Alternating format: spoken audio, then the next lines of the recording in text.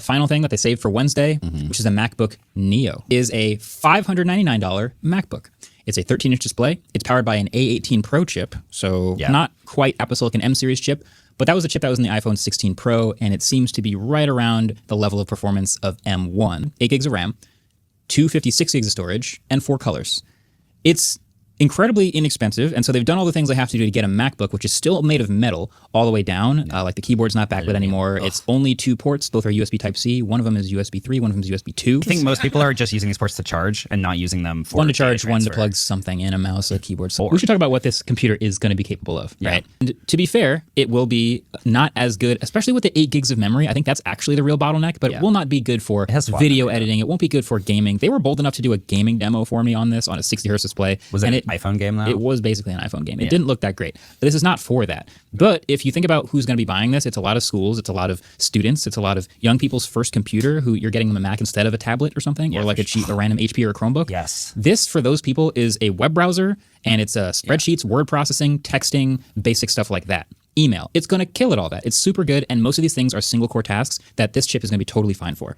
When you ask more of it, that's when you're going to, feel like the edges of performance of like, oh, wow, I can't play Fortnite on this laptop. Or like you can do a lot of stuff at 60 hertz on this laptop. But I think us like looking at it, like thinking, oh, no, it's not Thunderbolt. Oh, no, it's not like high refresh rate. Like this isn't going to be for that anyway. The case with this MacBook Neo. The entire body is machined out of one big block of aluminium, and you can feel that sturdiness. For an average user who's not realistically going to be doing any more than that, it doesn't look like the 8 gigabytes of RAM on the MacBook Neo is going to cause any issues. It's not faster than the Windows at this stuff, but the important thing is it's not slower. So the MacBook Neo gave us pretty much bang on the same runtime as the Pro, lasting only 6 minutes longer, which is kind of surprising given its absolutely miniature size and tiny battery, but it's also kind of not given that the thing's powered by a chip that's very literally designed to run on a smartphone. And this is a good point to talk displays, because the thing that I'm seeing getting thrown around a lot online is that this HP has a better display than the MacBook Neo.